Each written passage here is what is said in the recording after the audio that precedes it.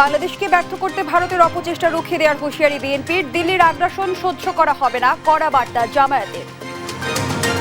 গত 50 বছরে ভারত তাদের মাইনরিটির উপরে যেই জুলুম অত্যাচার নির্যাতন করেছে, সারা এশিয়ার কোন দেশ তার 10 ভাগের 1 ভাগও করতে পারে নাই। আগ্রাসনের প্রতিবাদে ভারতীয় হাই কমিশন অভিমুখে ইনকিলাব মঞ্চের পদযাত্রা। বাংলাদেশ নিয়ে অপপ্রচার বন্ধে স্মারকলিপি। সীমান্তে আবারও ঝরল প্রাণ। পঞ্চগড়ে বিএসএফ এর গুলিতে এক বাংলাদেশের মৃত্যু। মরদেহ নিয়ে গেছে ভারতীয় সীমান্তরক্ষী বাহিনী। আইনজীবী সাইফুল হত্যা মামলার আসামি চন্দন 7 দিন ও রিপন দাস 5 দিনের রিমান্ডে। বিচার দাবিতে আজও আইনজীবীদের বিক্ষোভ। উচ্চমূল্যের বাজারে অসহায় সাধারণ মানুষ। শীতের আগাম সবজির যোগান বাড়লেও নাগালের বাইরে দাম। সয়াবিনের নতুন সংকট। দিনাজপুরের বীরগঞ্জে বাস ট্রাকের সংঘর্ষে 4 জনের মৃত্যু। কুড়িগ্রাম ও ভোলায় সড়ক দুর্ঘটনায় প্রাণ গেছে 3 জনের। এবং টানা দ্বিতীয়বার যুব এশিয়া কাপের ফাইনালে বাংলাদেশ। এক পেশে সেমিফাইনালে পাকিস্তানকে 7 উইকেটে হারালো টাইগাররা।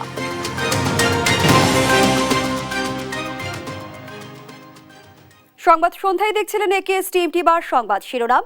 সাথে আছি আমি ফারনাজ জুই।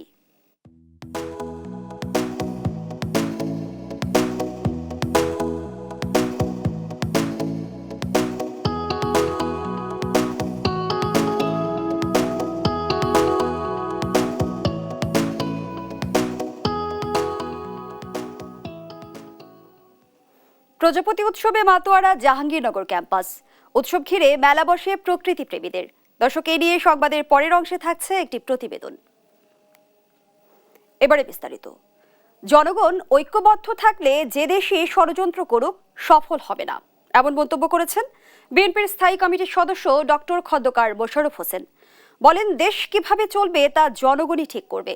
আর ভারত সাম্প্রদায়িকতার ধোঁয়া তুলে আধিপত্য কায়েমে বাংলাদেশের বিরুদ্ধে উঠে পড়ে লেগেছে বলে অভিযোগ করেন দলটির সিনিয়র যুগ্ম মহাসচিব রুহুল কবির রিজভী।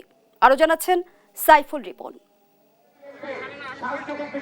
আধিপত্য বিস্তারের অপচেষ্টার প্রতিবাদে ভারতীয় পণ্য বর্জনের আহ্বান নিয়ে গুলশানে আয়োজিত এক অনুষ্ঠানে প্রধান অতিথির বক্তব্য রাখেন বিএনপির সিনিয়র যুগ্ম মহাসচিব রুহুল কবির রিজভী। এ সময় তিনি বলেন, বিদ্বেষপূর্ণ ও হিংসাত্মক মনোভাবের কারণেই বাংলাদেশ সহ কোনো পার্শ্ববর্তী দেশ এখন ভারতের সাথে নেই। সাম্প্রদায়িকতার ধোঁয়া তুলে ভারতকে যেমন বিভাজন করছেন, ভারতের স্বাধীনতার পর থেকে গণতন্ত্রের যে একটি ঐতিহ্য ছিল সেটাকে যেমন ভুলুণ্ঠিত করছেন, আর সেই সাম্প্রদায়িকতার ধোঁয়া তুলে কট্টর হিন্দুবাদীদেরকে উস্কে দিয়ে আপনারা চাচ্ছেন উপমহাদেশে আপনাদের আধিপত্য কায়েম। আপনাদের এই বিদ্বেষপূর্ণ মনোভাব, আপনাদের এই হিংসাত্মক মনোভাব, আপনাদের এই ধরনের অপরকে ঘৃণা করার মনোভাবের কারণে আজকে নেপাল আপনাদের সাথে নেই, আজকে ভুটান আপনাদের সাথে নেই, আজকে শ্রীলঙ্কা আপনাদের সাথে নেই, আজকে মালদ্বীপ আপনাদের সাথে নেই, পাকিস্তান তো নেই।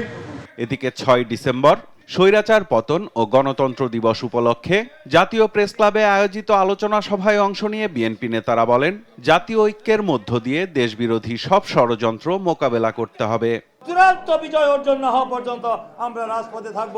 অত্যাবশ্যকীয় সংস্কারগুলিকে সম্পন্ন করে যত দ্রুত সম্ভব একটি অবাধ নির্বাচনের ব্যবস্থা করতে হবে। এই জাতীয় ঐক্যটা এসেছে, সকলকে ঐক্যবদ্ধভাবে এই ষড়যন্ত্র মোকাবেলা করতে হবে। স্বৈরাচার শেখ হাসিনা দেশ ছেড়ে পালিয়ে গিয়ে অন্য দেশে অবৈধভাবে অবস্থান নিয়ে বাংলাদেশের বিরুদ্ধে ষড়যন্ত্র করছে অভিযোগ করে বিএনপির স্থায়ী কমিটির সদস্য ডক্টর খন্দকার মোশাররফ হোসেন বলেন, দেশের জন্য কখন কি করতে হবে তা জানে জনগণ। এই সরকারকে যাতে করে ব্যর্থ হয় সেই জন্য যত রকমের চেষ্টা তারা করবে। 18 কোটি মানুষ যদি ঐক্যবদ্ধ থাকি, যে দেশই হোক না কেন আমাদের বিরুদ্ধে ষড়যন্ত্র করে তারা সফল হতে পারবে না। জনগণের উপরে আমাদের সকল আস্থা রেখে ঐক্যবদ্ধভাবে সরকার যে সংস্কারগুলো করতে চাচ্ছে সেগুলো দ্রুত শেষ করে আমাদেরকে নির্বাচনের দিকে যেতে হবে। সংস্কার শেষ করে একটি গ্রহণযোগ্য নির্বাচন দিয়ে বিদায় নেয়ার শর্তেই অন্তর্বর্তী সরকারকে সবাই সমর্থন দিচ্ছে বলেও মন্তব্য করেন বিএনপির এই নীতি নির্ধারক। যত দ্রুত দেশে নির্বাচন হয় জনগণ ঠিক করবে আগামী বাংলাদেশ কিভাবে চলবে। সাইফুল রিপন, দেশ টিভি, ঢাকা। বাংলাদেশের 1 ইঞ্চি জমিও কাউকে ছাড় দেওয়া হবে না বলে হুঁশিয়ার করেছেন জামায়াতের আমির ডাক্তার শফিকুর রহমান। সকালে কুমিল্লা টাউন হল মাঠে মহানগর জামায়াতের কর্মী সভায় তিনি একথা বলেন। দ্রুত সংস্কার শেষ করে নির্বাচন আয়োজনে অন্তর্বর্তী সরকারের প্রতি আহ্বান জানান তিনি। সহকর্মী সুমন কবিরের রিপোর্ট, জানাচ্ছেন টুম্পা আফরোজ। কুমিল্লার ঐতিহাসিক টাউন হল ময়দানে কর্মী সম্মেলনে আসেন জামায়াতের ইসলামের আমির ডাক্তার শফিকুর রহমান। এ সময় ভারতকে উদ্দেশ্য করে তিনি বলেন, বাংলাদেশের 1 ইঞ্চি জমি কাউকে ছাড় দেওয়া হবে না, কোনো আগ্রাসন সহ্য করা হবে না বলেও হুঁশিয়ারি করেন তিনি। মাইনরিটি শব্দ ব্যবহার করে একটি গোষ্ঠী নিজেদের স্বার্থ হাসিলের চেষ্টা করছে বলেও মন্তব্য করেন তিনি। আমরা কোনো আগ্রাসন সহ্য করব না। বাংলাদেশের 1 ইঞ্চি জমি আমরা কাউকে ছেড়ে দেব না। আমাদের জীবন দিব, তবু বাংলাদেশের 1/2 ইঞ্চি জমি আমরা ছেড়ে দেব। এটি আমাদের কমিটমেন্ট। সম্মেলনে তিনি অন্তর্বর্তী সরকারকে সংস্কার কাজের গতি বাড়ানোর আহ্বান জানান। জনগণ অতীত, বর্তমান, ভবিষ্যৎ বিবেচনা করে ভোট দেবে জানিয়ে অতি দ্রুত নির্বাচনের আয়োজনের আহ্বান জানান জামাত আমির। সরকারকে অনুরোধ করব সংস্কারে গতি বাড়াতে। সংস্কারে গতি বাড়িয়ে মৌলিক সংস্কারগুলো করে একটা সুষ্ঠু নির্বাচন জাতিকে উপহার দেবে। জনগণ বিচার করবে অতীত কার কেমন ছিল, বর্তমান কার কেমন, আর ভবিষ্যৎ কার কেমন হতে পারে। অতীত, বর্তমান এবং ভবিষ্যৎ বিবেচনায় জনগণ সিদ্ধান্ত নেবে। আমরা সেই সিদ্ধান্তের অপেক্ষা করব। তাহলে সিদ্ধান্তটা আসবে কিভাবে? অবশ্যই নির্বাচনের মধ্য দিয়ে। সেই নির্বাচন হতে হবে সুষ্ঠু, অবাধ এবং গ্রহণযোগ্য। নিউজ ডেস্ক, দেশ টিভি। ভারতে বাংলাদেশের সহকারী হাইকমিশনে হামলা, আজমির শরীফ দখলের পায়তারা এবং ভারতে সংখ্যালঘুদের উপর নির্যাতনের প্রতিবাদে ভারত দূতাবাস অভিমুখে পদযাত্রা করেছে ইনকিলাব মঞ্চ। বিকেলে গুলশান 2 নম্বর গোলচত্বর থেকে শুরু হয় এই কর্মসূচি। নিরাপত্তার কথা বিবেচনায় পুলিশ ভারতীয় দূতাবাসের দিকে যাত্রা করতে না দিলে মঞ্চের 3 সদস্য দূতাবাসের স্মারকলিপি দেন। এর আগে সংক্ষিপ্ত সমাবেশে বক্তারা বাংলাদেশের বিরুদ্ধে ভারত ষড়যন্ত্রে লিপ্ত বলে অভিযোগ তোলেন। দেশটির গণমাধ্যমে বাংলাদেশ নিয়ে চলমান মিথ্যাচার অস্থিতিশীল সৃষ্টির পায়তারা বলেও অভিযোগ করেন তারা। ষড়যন্ত্রের কঠোর জবাব দেওয়ার হুঁশিয়ারিও দেয় ইনকিলাব মঞ্চ।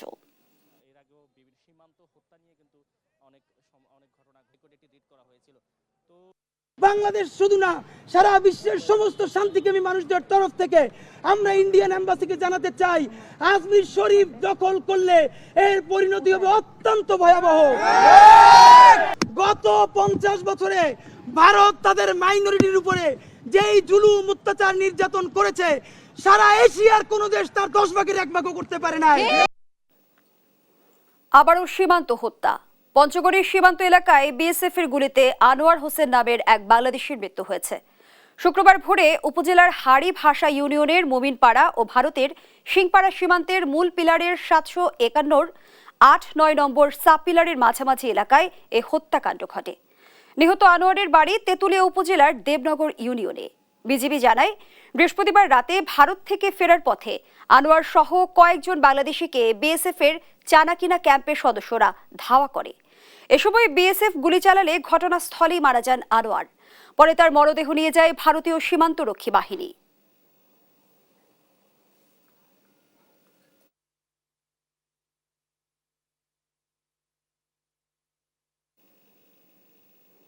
চট্টগ্রামে আইনজীবী সাইফুল ইসলাম আলিফ হত্যা মামলার প্রধান আসামি চন্দন দাস ও রিপন দাসের রিমান্ড মঞ্জুর করেছেন আদালত।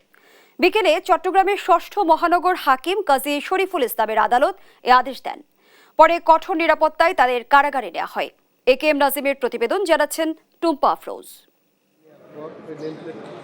চট্টগ্রামে আইনজীবী হত্যা মামলার প্রধান আসামি চন্দন ও অপর আসামি রিপনকে আদালতে হাজির করে 10 দিনের রিমান্ড আবেদন করে পুলিশ। শুনানি শেষে চন্দন দাসের 7 দিন এবং রিপন দাসের 5 দিনের রিমান্ড মঞ্জুর করেন আদালত। আমাদের সহকর্মী সাইফুল ইসলাম কমল হত্যা মামলার প্রধান আসামি চন্দন এবং তদন্তে প্রাপ্ত ভিডিও ফুটেজ দিকে শনাক্তকৃত আসামি রিপনকে বিজ্ঞ আদালতে হাজির করা হয়েছিল। বিজ্ঞ আদালত আসামি চন্দনকে 7 দিন এবং রিপনকে 5 দিন রিমান্ড মঞ্জুর করেছেন। আমরা বিজ্ঞ আদালতকে বলেছি যে মামলার সাথে যারা মাস্টার মাইন্ড ছিল, যারা এই মামলার যারা উস্কানি দিয়েছে, ভিডিও ফুটেজ দেখে তাদেরকে শনাক্ত করে অনতিবিলম্বে গ্রেপ্তার করে তাদেরকে আইনের আওতায় আনার জন্য। এদিকে আদালত এলাকায় তাণ্ডব, ভাঙচুর ও আইনজীবী হত্যাকাণ্ডের সাথে জড়িতদের কঠোর শাস্তির দাবিতে বিক্ষোভ করেন আইনজীবীরা। আদালতের ইতিহাসে এই ধরনের জঘন্যতম ঘটনা আর হয় নাই এবং চন্দন দাস আমরা ভিডিও ফুটেজে দেখেছি অস্ত্র হাতে ছিল। আমরা মনে করি ঠান্ডা মাথায় পরিকল্পিত অন্যান্য কারো প্ররোচনায় যারা প্ররোচনা দিয়েছেন এই হত্যাকাণ্ডের সাথে যারা জড়িত ছিলেন, আমরা মনে করি সুষ্ঠু তদন্তের সাথে তাদের রিমান্ডের আবেদনের জন্য প্রসিকিউশনের সাথে আমরা অনুরোধ করেছি, আবেদন করেছি। পুলিশ বলছে জিজ্ঞাসাবাদ শেষে হত্যাকাণ্ডের মূল রহস্য উদ্ঘাটনের আশা আইন শৃঙ্খলা বাহিনীর। সে কেন হত্যা করেছে এটা তদন্তের ব্যাপার। এখন পর্যন্ত আমরা রিমান্ডে এনে আসামির কাছ থেকে প্রকৃত তথ্য পাবো। এখনো আমাদের জিজ্ঞাসাবাদ শেষ হয়নি। এই পর্যন্ত কতজনকে আপনারা গ্রেফতার করেছেন? এই পর্যন্ত 11 জনকে আমরা গ্রেফতার করেছি। এর আগে গেল বৃহস্পতিবার ভৈরব থেকে চন্দনকে গ্রেপ্তার করে পুলিশ। এরপর সন্ধ্যার দিকে চট্টগ্রামের আনোয়ারা থেকে আরেক আসামি রিপন দাসকে গ্রেপ্তার করা হয়। রিপন এজাহার নামীয় আসামি না হলেও ভিডিও ফুটেজ দেখে তাকে হত্যা মামলার আসামি হিসেবে শনাক্ত করা হয় বলে জানায় পুলিশ। নিউজ ডেস্ক, দেশ টিভি। দেখছেন সংবাদ সন্ধ্যা। দিনাজপুরের বীরগঞ্জে বাস ও ট্রাকের মুখোমুখি সংঘর্ষে 4 জনের মৃত্যু হয়েছে। এ ঘটনায় আহত হয়েছেন আরও 20 জন। পুলিশ জানায় শুক্রবার সকাল 8:30টার দিকে বীরগঞ্জ উপজেলার ঠাকুরগাঁও 10 মাইল মহাসড়কের যদুরমোড় এলাকায় এ দুর্ঘটনা ঘটে। ঢাকা থেকে পঞ্চগড় যাওয়ার সময় হেরিটেজ পরিবহনের একটি স্লিপার কোচের সঙ্গে বিপরীত দিক থেকে আসা দিনাজপুরগামী একটি ধান বোঝাই ট্রাকের মুখোমুখি সংঘর্ষ হয়। এতে পরিবহন দুটির সামনের অংশ দুমড়ে মুচড়ে ঘটনাস্থলেই 3 জনের মৃত্যু হয়। পরে হাসপাতালে নেয়ার পর মারা যান আরও 1 জন। এদিকে কুড়িগ্রাম ও ভোলায় আলাদা সড়ক দুর্ঘটনায় প্রাণ গেছে 3 জনের।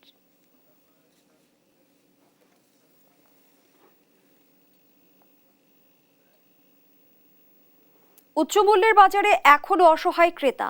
শীতকালীন আগাম সবজির যোগান বাড়লেও দাম নাগালের বাইরে।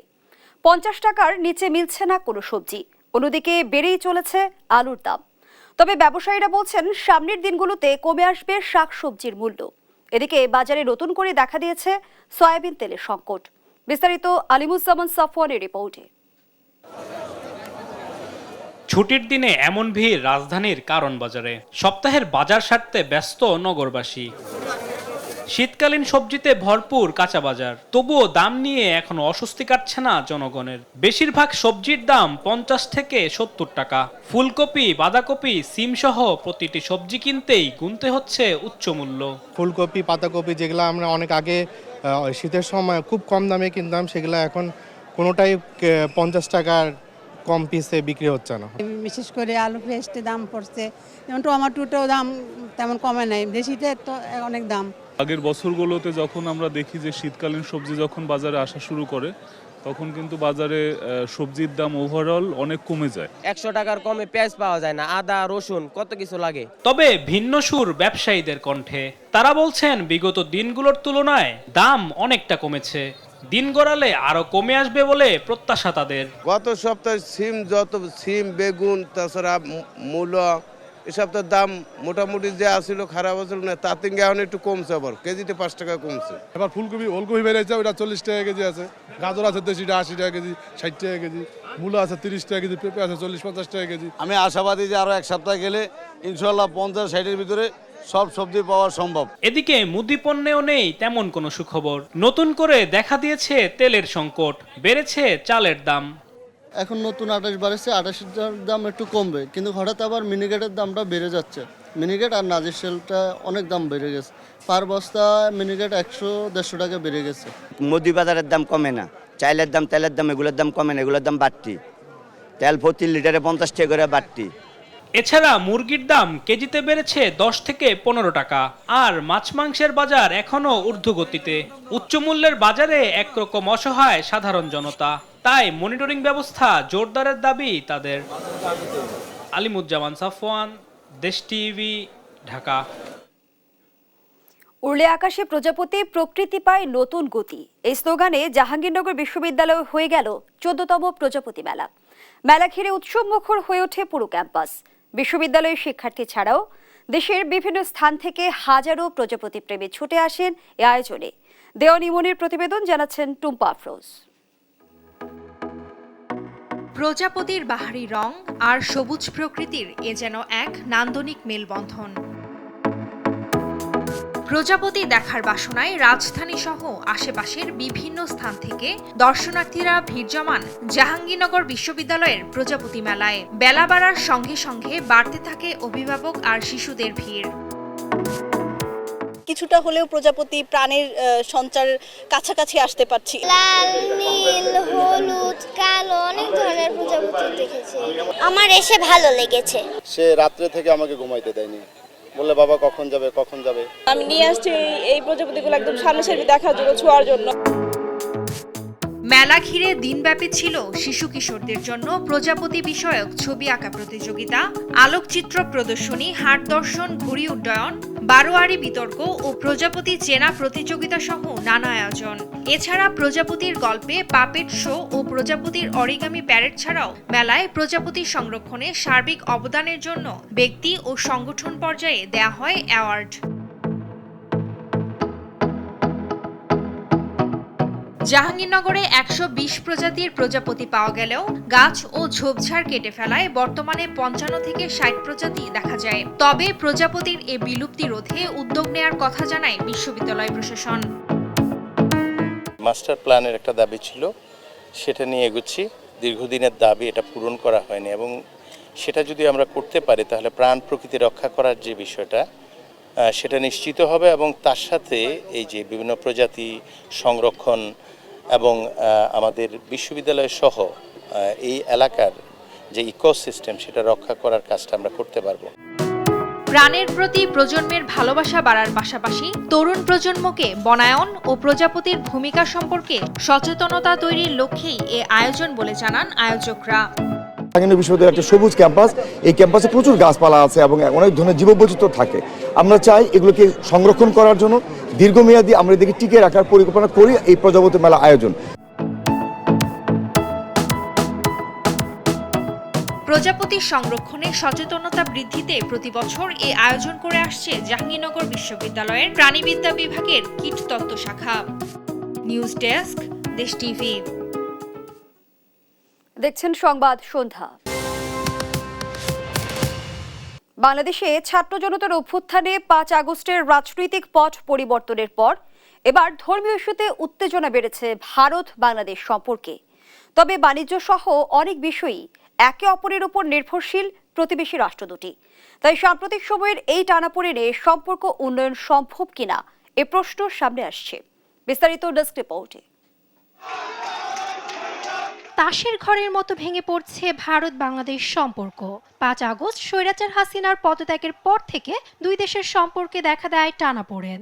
আর রাষ্ট্রদ্রোহের মামলায় হিন্দু ধর্মীয় নেতা চিন্ময় দাসের গ্রেফতারের জেরে ২ ডিসেম্বর আগরতলায় বাংলাদেশ সহকারী হাই কমিশনে উগ্র হিন্দুবাদীরা হামলা চালালে সম্পর্কে ফাটল স্পষ্ট হয়।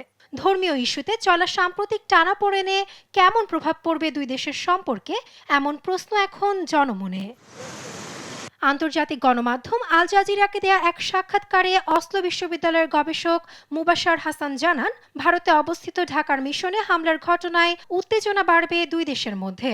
আগের সরকারের সময় দুই দেশই নিজেদের মধ্যে যে ভালো সম্পর্ক ধরে রেখেছে তাতে অবিশ্বাস তৈরি হবে। এছাড়া এতে দুই দেশের বাণিজ্যেও প্রভাব পড়বে বলেও জানান তিনি। ভারতের সাবেক কূটনীতিক অনিল ত্রিগুনায়াতের মতে, অরাজকতার মানসিকতা পরিহার করতে পারলেই ভারত বাংলাদেশ সম্পর্ক উন্নয়ন সম্ভব।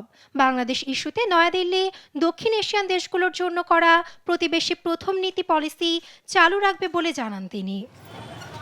এ প্রসঙ্গে আমেরিকার ইলিনয় স্টেট ইউনিভার্সিটির প্রফেসর আলী রিয়াদ জানান, সম্পর্ক উন্নয়নের বল এখন ভারতের হাতে।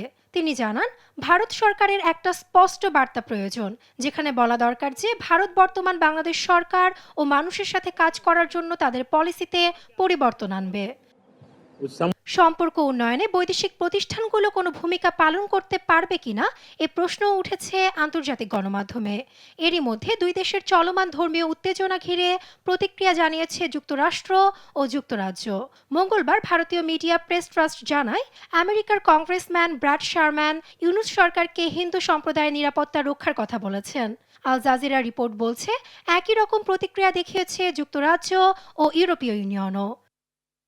বাংলাদেশের অন্তর্বর্তী সরকার প্রধান ডক্টর ইউনূসও ভারতের সাথে ভালো সম্পর্ক বজায় রাখার কথা বলেছেন। দুই দেশই নিজেদের স্বার্থে সুসম্পর্ক বজায় রেখে চলবে বলে বিশ্বাস এই নেতার। নিউজ ডেস্ক, দেশ টিভি। দেখছেন সংবাদ সন্ধ্যা।